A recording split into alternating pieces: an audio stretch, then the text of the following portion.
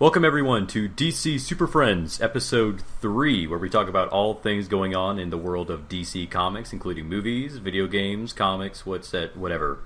Joining me is Nick. Hey guys. And CJ. Mark Miller. And we're gonna we got a couple little things to talk about here. First things first is that Henry Cavill had a few things to say about a possible Superman standalone film. Basically being that, there's time for a Superman film to come up, and that once we get a more established universe, that there's a little bit more to go into with Superman. These were interesting comments. They're certainly enough to spark some sort of conversation about what he has to say and what the nature of Superman is in this universe. But what do you guys think about these comments? Like, what are your thoughts on a possible standalone film coming? Nick, do you want to go first? Yeah, I was just saying, I think that a lot of people had, thought that BVS would be that sequel, and it seems like they're kind of continuing the tradition of, what Man of Steel set up. It's definitely a follow-up to those events, but it's not necessarily a Superman sequel. It's not like it's not like his film, They have to introduce They have to introduce a new Batman and the Justice League all in one movie, pretty much. Right. I will say, I think Nick's comments are spot on. I think this movie has an incredible burden. The onus is on this movie, and the DC Universe lives and dies with this movie, more or less, because this is your introduction, your gateway to bigger things. Man of Steel, though, I've liked it more every time I watched it. I wasn't sold on it the first time. I've liked it a little more the second, third, and fourth times that I've watched it. Each time I've liked it a little bit more, and it didn't quite sell people in this universe, and so Batman vs Superman has a little bit of a challenge in doing that, and it kind of enlists the aid of Batman. But in terms of these comments, I agree with him. I think Cavill is right on. I think he's. It's kind of funny. The first time I read these comments, I wasn't 100% in agreement. I was like, "Oh, come on, Cavill, you're just gonna piss people off." But when he says that Superman's a tough character to sell and people like the darker vigilante, he's not talking about Superman. He's talking about the popularity of Batman and the fact that Batman is probably the most popular character in the world. And he says, and I quote, "I think it speaks to the human psyche more easily rather than the godlike being that we really can't understand." That's pretty true. I think people liked, after the success of the Nolan Batman movies, we really need they have to set up Batman a little more, versus, I guess, just introducing Superman. So I would say, before you jump to conclusions after reading it one time, read it again, read these comments again. He's not saying that it'll be like a darker Superman. He's saying that, he's referring to Batman. And I just think he's spot on. Yeah. It's just interesting to note, because Batman v Superman, everyone's assuming that this is basically a sequel to Man of Steel. It's kind of a sequel to those events, but for the long run, this is a DC Cinematic Universe movie. Yeah. I think would probably be the best way to put it.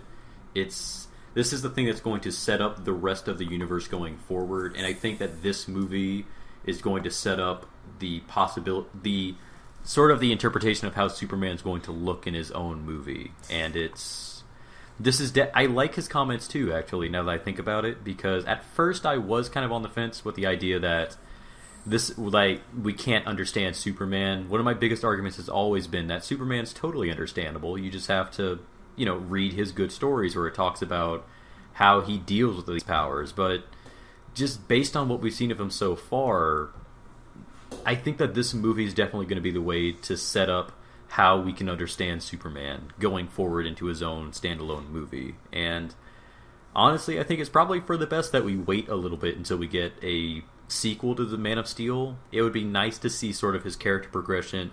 I think it would just be interesting to see a Superman movie after the Justice League movie, just to see what his thoughts are after he sees that I've teamed up with all these other gods and characters, but I'm still the biggest hero in the world. How do I deal with this? Yeah, absolutely. I've always said that even now, after watching Man of Steel 4 times, I kind of give it the out that as long as Batman vs. Superman addresses kind of the issues that I had with Man of Steel, it's, a lot of it doesn't feel like our Superman I kind of give it the out that it's Superman's first day on the job. And so you're not going to be really good at something your first day on the job. It's just more experience before a Superman sequel probably makes sense. Give him a little time to be experienced, to really learn how to be a hero, you could say. And then he comes back. And, I mean, I think the first step on that road was DC, honestly, Zack Snyder and Henry Cavill and Bruce Wayne and Ben Affleck agreeing that people died in the end of that, that battle. I mean, Zack Snyder has always kind of, been like, well, in these big events, there are always kind of mythological events where a lot of people die. And that's how we signify like a tragedy or a large event. I'm paraphrasing heavily. But I mean, I had seen some DC fans argue that, oh, nobody died, in that thing because we didn't see it. And if you watch Man of Steel, there are people flailing in the air while the World Engine kind of draws them up and then slams them back down.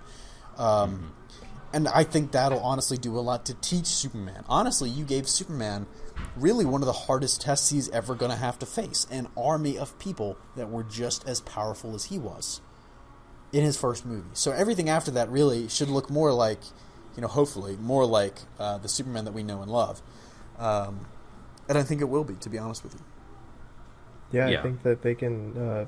apparently, Metallo was supposed to be the villain in the standalone sequel, so maybe they'll introduce that character, like, down the line. I don't know. Callan Mulvey. I'm assuming that... That would be interesting. No, not Callan Mulvey. I mean, he was rumored for a while to be the villain in BVS, right? Wasn't he? I think for a little bit when the movie was first announced. And yeah, he's been rumored to be Metallo, KGB's, like he's been rumored to be everybody. He was Amanda Waller at one point. We really don't know what he was, and I think Amanda Waller, we still don't know that. But no, he. I think I remember, like, when he was first cast, everyone was going crazy trying to figure out who exactly he was. And, at this point, we still don't know. I mean, I've seen KGBs, like, occurring a couple times, but I think that all kind of ties back to the fake script that, the guy on Twitter kind of put out, if I'm not mistaken. I might be wrong, though, so. Yeah. I just, if we are to get a standalone Superman movie...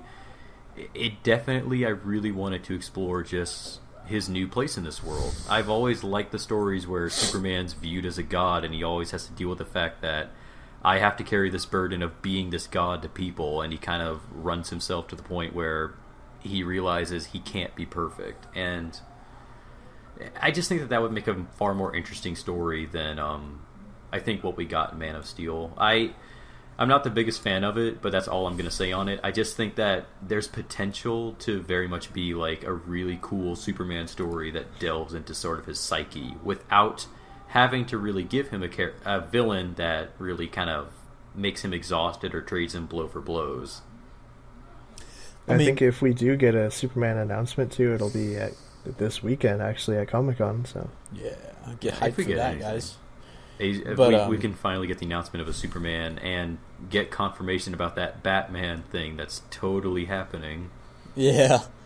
I mean, that's it's been fun to watch the Batman one evolve because, I mean, when it first happened, we see, it being reported by, I think El Maimbe was the first to kind of come out and say that Affleck was going to direct this Batman solo film written by Terrio, I should say. And... since then we've kind of watched that evolve and I guess become more and more accepted, really.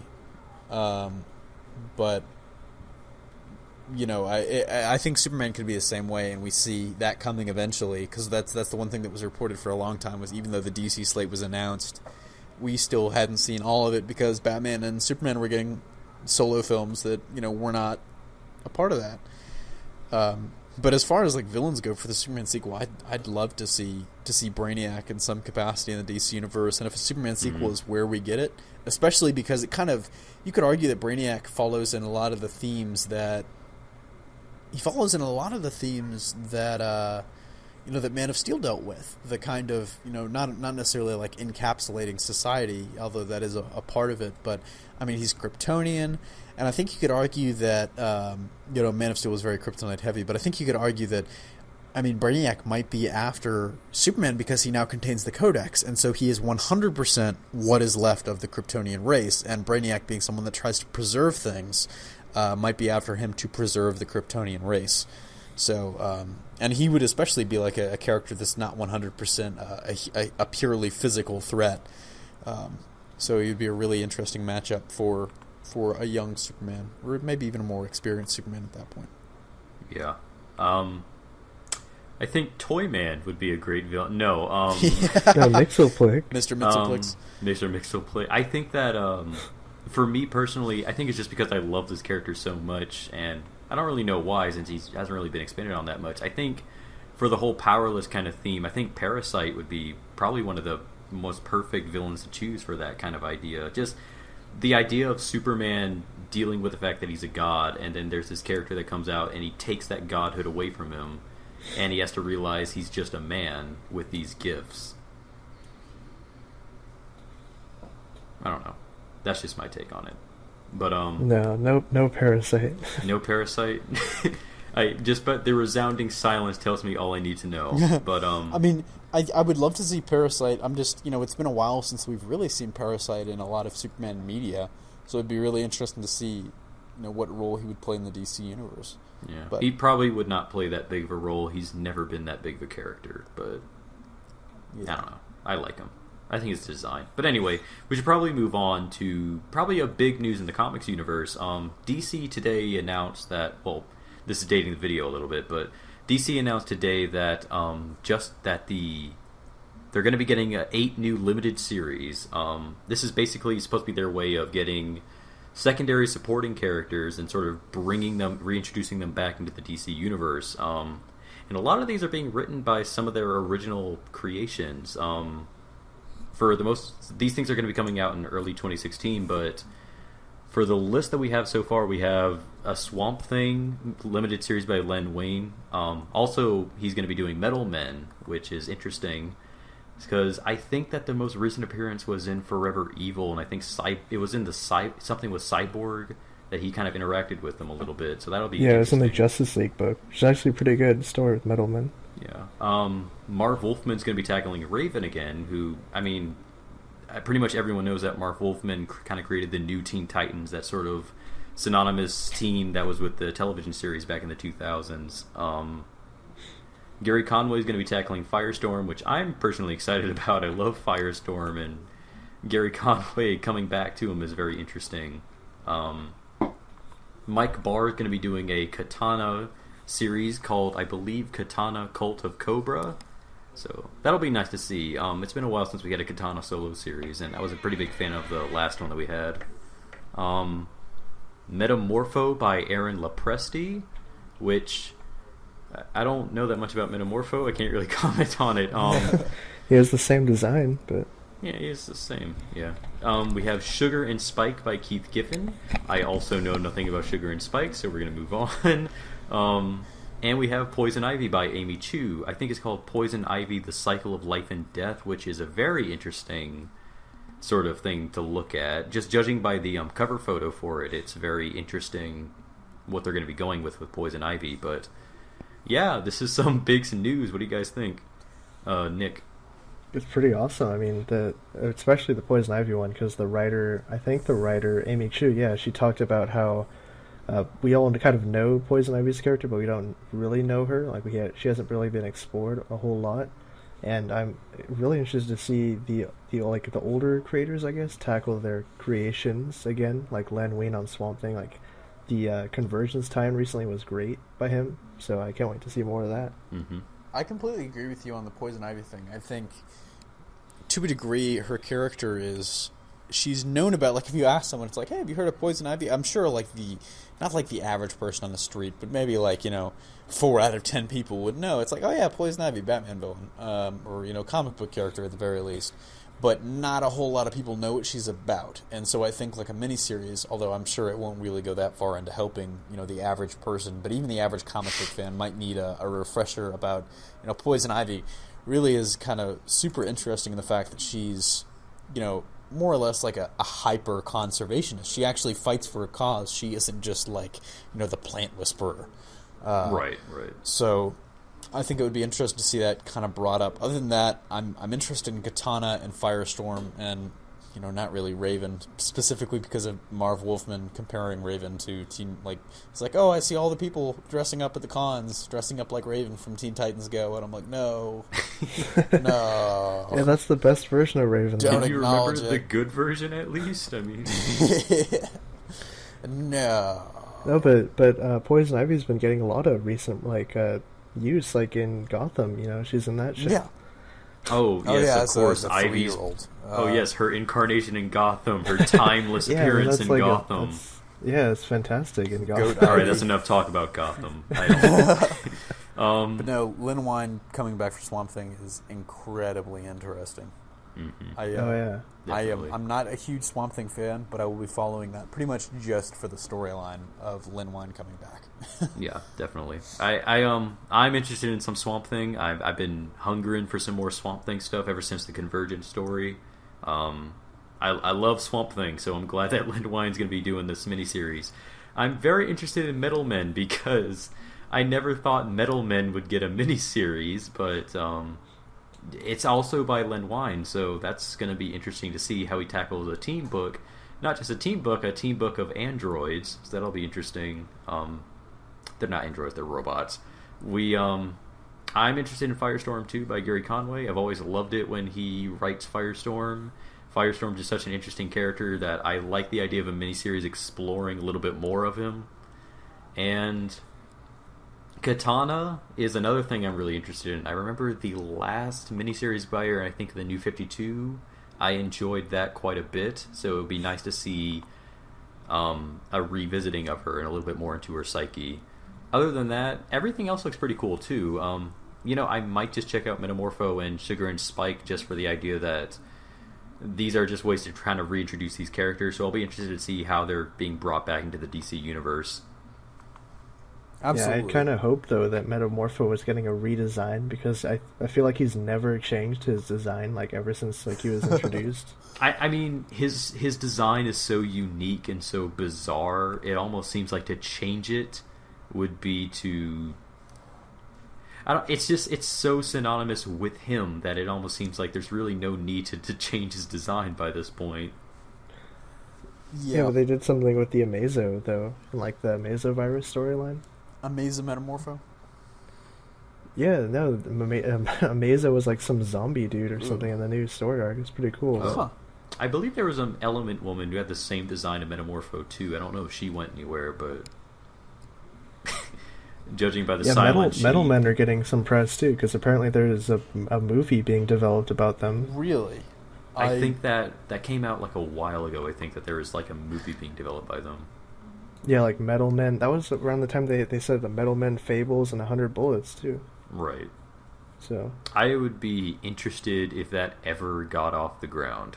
I was gonna say that is the most that's like making a Cloak and Dagger movie. To be honest with you, which Squirrel Girl the movie. No, that's like making a Guardians of the Galaxy movie before that came out. I mean, I think to be completely honest, Warner Bros. Isn't in a position where they need to desperately grasp at franchises like Cloak and Dagger like Sony was, but James Gunn to develop Metal Men. I mean, for the screen. maybe we'll see Metal Men later down the road. That's probably not their priority right now, but I would Phase 3 of assume the DCCU. I would assume if we were ever to see Metal Men, we could at least get a reference of the scientist that created him, whose name is escaping me at the moment. Huh. The name escapes me. Unnamed scientist. Please collect Metal Men franchise. No, but yeah, Jerry Conway on Firestorm is pretty cool because Absolutely. Jerry Conway's been doing a story arc in Spider-Man. Actually, I think it's a Spiral or something. What is it called? It's the 16.1 it started. Actually, it's amazing. Learning to Crawl, I think. No, that was the Dan Slott one. He's doing another one right now. It's really good though. It says 16.1. I'm trying to remember what it's called. He's doing it. That's the main thing. I think it is Spiral or something like that. But yeah, it's actually good. Jerry Conway's I'm excited to see him doing a DC book now. Good old quality Conway. We should totally talk about Sugar and Spike though. No, What? no. What They're not even toddlers is that? anymore. I have no idea. They apparently were some book about babies, but now they're private investigators. Babies that grew up to be private investigators. I guess. I have no idea what Sugar I and Spike. would say that's high concept, but it's really the opposite of high concept. Well, it's just gonna blow us away and be the best one ever. of all of them. Sugar and Spike, best comic of all time. Must read. 10 out of 10. All right. It blows Red Sun out of the water. Yeah. But, no, you yeah, watch your whore mouth. Don't sleep on that. But You shut your mouth when you're talking about Mark Millar that way. The He's a greatest goat licker, Superman though. Goat comic licker. of all time. you mean the guy who wrote the great dialogue of "You think the A on this forehead stands for France?" But to be honest, that is actually some pretty great dialogue. Oh, we're not going to get into that. What would a guy named Captain America actually say? This is a discussion for another time. We're gonna. Yeah, that's for the Marvelite. That's Superman for the Red Sun, Marvel, though, greatest Superman comic of all time, submitted without hesitation or reservation. Shameless plug. Shameless plug. Go read Superman Red Sun, guys. DC, how about promoting a little bit our way? Super Friends podcast. Just a little bit of that money. Yeah. So we're going to move on to we're not going to have a top 5 today since technically we don't have new 5 comics to read, but we do have something that's very interesting that I think that we'd like to talk about is the God and Monsters tie-in so far, being that we got the 3 issues of the Batman tie-in and the 3 issues of the Superman tie-in. And holy cow, these are actually really good reads for animated series tie-ins. Yeah, I had thought that they would be good just because the writer, I think it's J.M. DeMatteis or something, he's writing them. Mm-hmm. Both of them actually, or maybe the Wonder Woman too. We haven't seen it yet, but yeah, he's a good writer, and I was pretty, I was like, yeah, they'd be good, but I didn't know how they would kind of introduce the origin of these characters. So right. I think it's. I was gonna say I think it's really it's. I want to say funny, but it's really it's not that funny. No, I remember first hearing about Gods and Monsters, and I was like, this is gonna suck. And the more and more I've heard about it, watching all of the Chronicle bits really first got me pretty hyped for it, and then I haven't read the tie-in comics yet, but from what I understand, they're fantastic, and they just kind of build on the hype for Chronicle. One person that read them told me that they do that, so I am looking forward to this movie more and more. July 22nd, come soon, please. Yeah, Yes. It'll be here earlier than that, I'm assuming. It's almost here. But yeah, so Nick and I were actually having a conversation about this that we might get into later on, but we should probably just start off with the Batman tie-in since it came first, and just kind of what it outlined. This is basically just like the name kind of says, this is a prequel to the movie, so this is basically their origin stories of the 3 respective characters. This book is very much just a sort of character study on Kirk Langstrom and just his sort of the morality that he's going through, the idea, the rationalization behind his gifts, and just kind of his view on himself as well as the world around him. And it's very interesting read. It's very dark, like a Batman comic should be, but in a new and exciting way where it makes Batman seem like a monster that's trying desperately to do something good. And this read is just fantastic. I love this tie-in series. Yeah, it's interesting too because it's one of the most refreshing Batman comics I've read because of how different his character is. He's not haunted by his parents, more so he's haunted by himself. I think more than anything. And he's constantly trying to figure out how he can cure himself too. Right. His problem, whatever. Him being literally being a vampire. Yeah. But, yeah. It's a really interesting. Yeah. No, go ahead. I was just gonna say, just a lot of interesting stuff comes in here that deal with just the whole Batman mythos. Joe Chill is in this miniseries and he's done in a really cool way. The way that he's portrayed in this. I mean, I was going to say, it's just such an interesting twist on not only, a Batman story, but on Kirk Langstrom. Of course, usually the Man-Bat. Yeah. And, this time for him to be, not just some horribly mutated beast, science experiment gone wrong, for him to be, kicking ass, on the side of the, I guess, questionably good, you could say. But it's just a really interesting kind of turn of events for him. Big twist there. Yes, Kirk Langstrom was Man-Bat. guys. So if you're watching this, Kirk Langstrom is not just some like white collar name they pulled out of a hat. This is actually a guy. They've turned this, like, all of the characters are pretty much amalgamations, you could say, or versions of other characters in the DC universe somewhere. Becca, of course, is an obscure new god, and I think Superman is more or less a turn on like General Zod. It's a twist on the original Superman story. So yeah, he's the son of Zod. Val Zod. Yeah. Oh well, but so Kirk Langstrom, the Batman. Kirk Langstrom. And he kills people too. This Batman, he uses guns and he cuts people's throats. He killed and the fuck out of Harley Quinn in Chronicle, which was entertaining to watch, but also like, oh god, I did not expect that coming at all. Yeah, just kind of off topic. Not only is that probably not only was that just a really dark way to deal with Harley Quinn, that's probably the best Harley Quinn I've heard Tara Strong do. Oh my god! And when I say best, I mean best, because all of her other attempts are terrible. Tara Strong, and I hope she's watching, and I hope anybody that can get in touch with Tara Strong is watching. Tara Strong is bae. Like, oh my god, she is like perfect. Okay, continue. But yeah. So it was definitely a very interesting tie-in. It really dealt with sort of the dark side of humanity and just sort of the underlying, like, just the monster that lies within all of us and the ability to like let it free, and whether that's a good thing or a bad thing, which I'm assuming we're probably going to get a little bit of in Justice League Gods and Monsters when the movie comes out. But we're going to move on to the lighter side of things, or I guess in this case the less darker side of things, with the Superman tie-in, which, again, like I said, me and Nick had a conversation about this. He likes the Batman one more. I like the Superman one more. The Superman one basically is dealing with this sort of origin story that's not just... This is an origin story about him growing up with his family and just how he deals with his powers as he grows up and the kind of person he becomes when he sort of sees humanity and he sort of sees his powers and how people react to him. It's very much...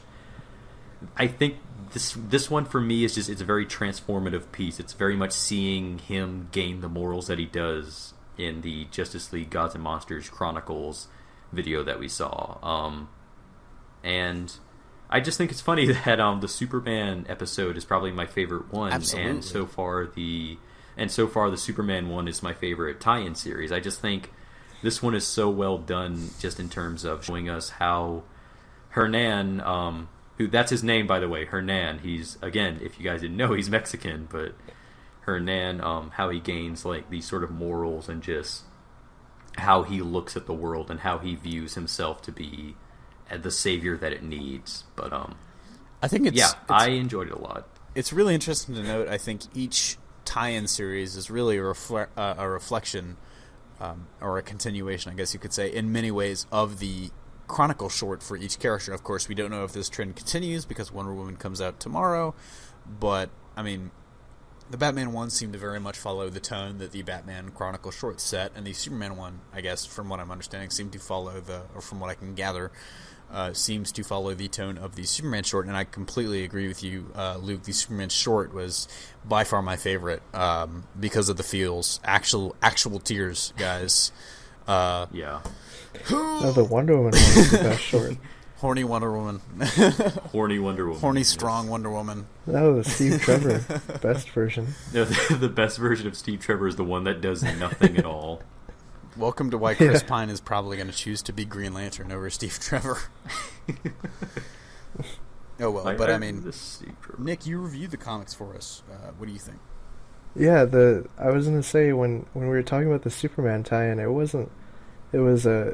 the Superman one was pretty dark too, because he killed people too, like, and just flat out just killed them with his heat vision and stuff. Like he was like Superman without his like principles, I guess. Like he just did whatever he wanted to, and basically, I think that just really spoke to it, because when he like hurt those people, it was very much when he's kind of a child and doesn't really, his morals haven't been completely set in stone, the ones that he sort of develops, and he's kind of learning from his family what he needs to be, and just sort of the kind of hero that the world sort of needs. There's a really interesting sort of theme that's going through this about religion, just the idea that Superman is like from heaven, and there's this line in there that I think really speaks to how he's thinking about himself at the time, is just that if I'm something that fell from heaven, what kind of dangers am I capable of? It's very much the idea that I have all these powers, but does the world deserve the fact that I should use them for good? Like, is this world worthy of like my heroism?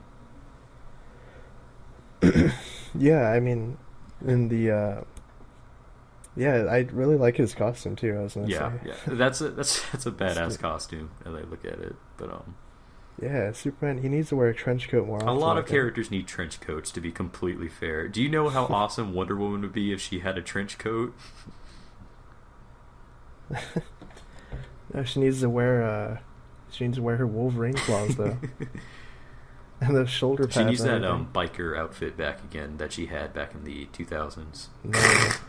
She needs it back, Nick. You can't stop it. I think but out of the 3 times, I'm more interested to see how they're going to handle the Wonder Woman one, because these 2 that we already read, I kind of already had a feeling of where they would go, Mm-hmm. But the Wonder Woman one, I have like no idea how Mm-hmm. they're going to do that. Yeah, definitely. The Wonder Woman Chronicles episode, since we've all seen it, is that Wonder Woman's Chronicles episode was very much this sort of fun adventure sort of thing. It wasn't really as much of a character study as the Superman one was, and it wasn't really a study of sort of the environment of this world like the Batman one was, but it's just Wonder Woman's didn't really kind of dive into anything, so it's very interesting what her tie-in series is going to be, because we don't have an established idea of who this Wonder Woman is, just that she likes to have sex a lot, and that she's a new god. Yeah, she's like, she doesn't really kind of help people either. Like, when Steve Trevor was like, I need help, she's like, to be fair, Steve Trevor was an ass. Yeah, but still. It's just... Jesus. But, I'm just really interested in where Wonder Woman's going to go. It's the one that I think can impress me the most, considering that I don't really know who this Wonder Woman is, so they have a chance to, like, show me a new character and kind of make me feel for this character. I also want to read the tie-in where they all team up too. That's coming after. Oh, you're right. That Wonder is. Woman. I completely forgot there's a tie-in one, but So I guess that's going to show how Kirk gets his bat suit or something. I'd assume so, because I don't think he doesn't get it at the end of his tie-in series, right? I don't think he does. No, he didn't get it. So yeah, so we're probably gonna see. I wonder if it's interesting. His suit makes it seem like it does something from what I see, but it looks like it reminds me of the containment suit that Doomsday was in, just like slimmer and for a Batman, but because it's got like the goggles and everything. So it makes me wonder if it's supposed to like help with his cravings or anything, but yeah. So these were 2 really interesting tie-ins. I'm very much interested in the last 2 tie-in series and for the movie coming out. Yeah, the movie should be here hopefully soon, like online, leak out. I don't watch it. Nick's gonna torrent it. Will you share it with us, Nick? Oh, of course no. not. Well, I think that does about it for this episode. We kind of covered all the bases, and we got into what we thought was probably the biggest stuff this week. As always, this is the DC Superfriends, where we talk about everything DC. I was here with Nick. Yep, I was here. I was alive. This podcast. God damn it. We should probably go a little bit into the Twitter questions. I don't know if they were addressed in the last episode, were they? No, we didn't get a chance to do Q&A. That's the thing that we didn't...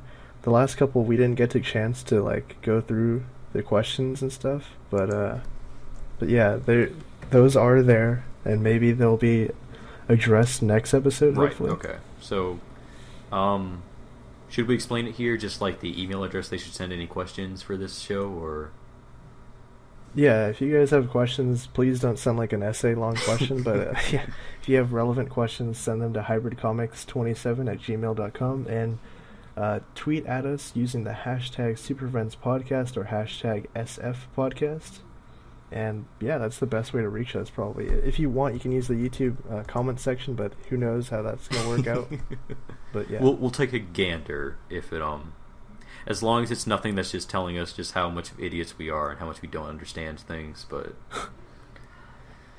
yeah. Yeah, so this has been DC Super Friends episode 3. So we'll catch you guys next time for all things DC here at the Hybrid Network. Later. See you.